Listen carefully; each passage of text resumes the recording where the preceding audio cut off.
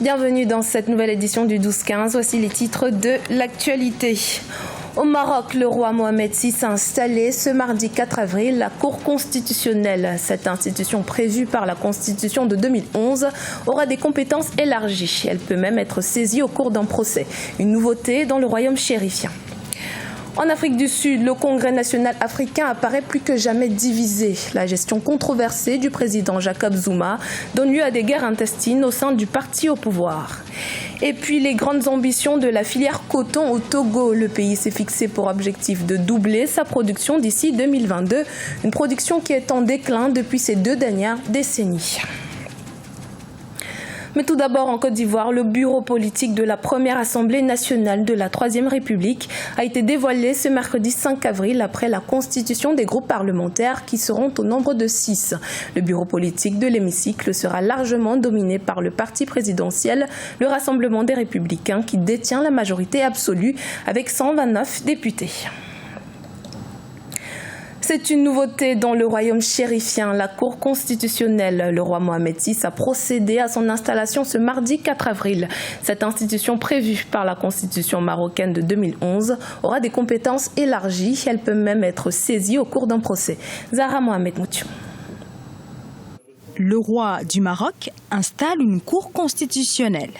Elle était attendue depuis près de 7 ans. Nommé par le roi Mohamed VI, c'est Saïd Iré, ancien président de la Commission nationale de contrôle de la protection des données, qui en prend la tête. C'est une étape décisive et la Constitution de 2011 a apporté énormément de choses, permettant au Maroc de s'aligner sur les paramètres et les standards internationaux en matière notamment des libertés et de protection de la vie privée.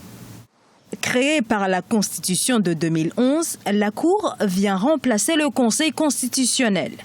Elle est composée de 12 membres et hérite de toutes ses prérogatives, mais avec des compétences élargies.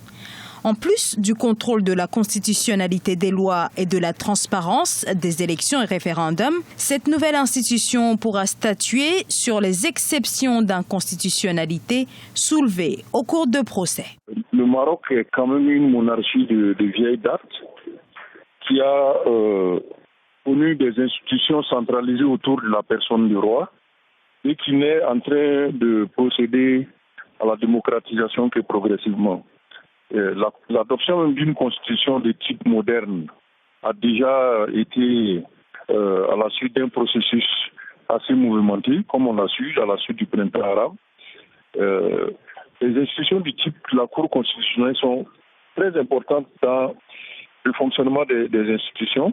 Donc il a fallu certainement procéder à une certaine maîtrise de ces institutions avant de parachever l'institutionnalisation par la Cour constitutionnelle. Cette installation de la Cour constitutionnelle est intervenue quelques heures avant la formation du nouveau gouvernement, qui était attendu depuis 6 mois.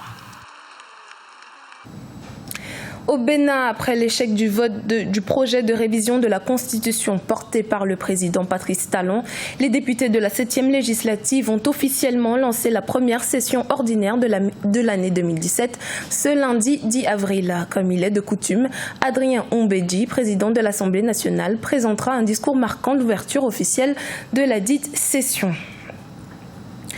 Rien ne va plus au sein de l'ANC, le parti au pouvoir en Afrique du Sud. Depuis le remaniement ministériel du 31 mars, la discorde au sein du parti est de plus en plus palpable. Un nom cristallise la cassure, celui de Pravin Gordhan, écarté du gouvernement au profit de Maloussi Gigaba, un fidèle du président Jacob Zuma. Les détails avec Ibrahima Djoumaba.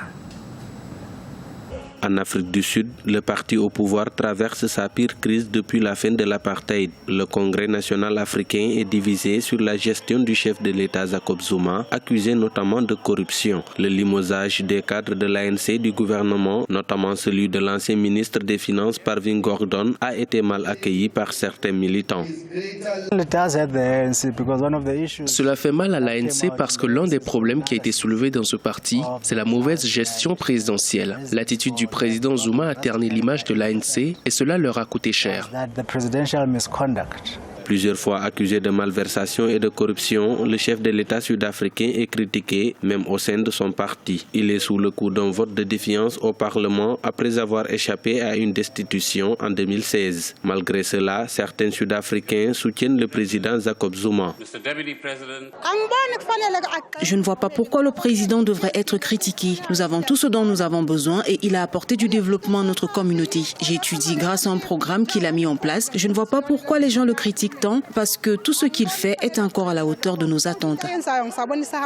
Le Congrès national africain est au pouvoir en Afrique du Sud depuis 1994. L'élection du successeur de Jacob Zuma à la tête de l'ANC est prévue en décembre 2017. Le président Zuma soutient la candidature de son ex-femme, Nkosazana Dlamini Zuma, ancienne présidente de la Commission de l'Union africaine, contre son vice-président Cyril Ramaphosa.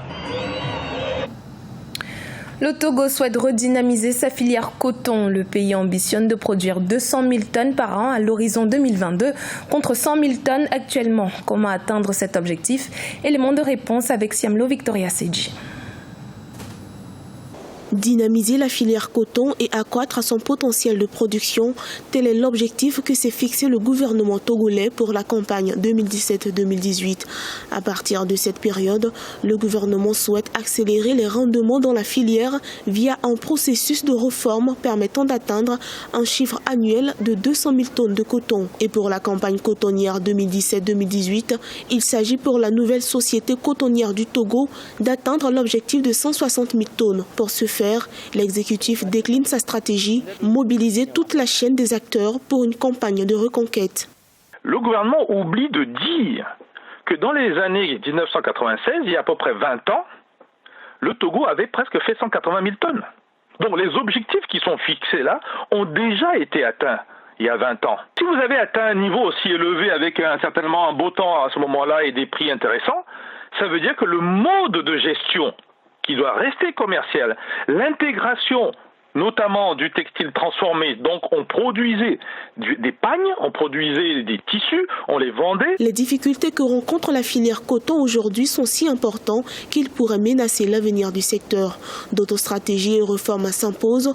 Ainsi, il faudra miser sur la transformation locale pour une plus-value dans ce secteur. Aujourd'hui, la plupart des usines togolaises de transformation n'existent pas.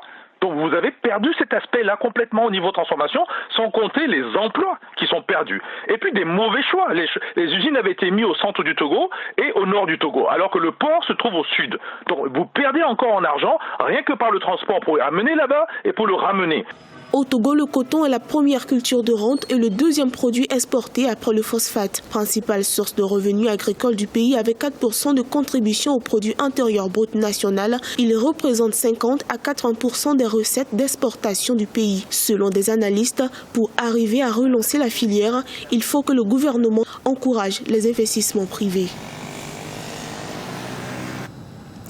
Ce journal a été réalisé par l'ensemble de la rédaction. Merci de l'avoir suivi. Dans un instant, une nouvelle édition de l'actualité sur Africa 24.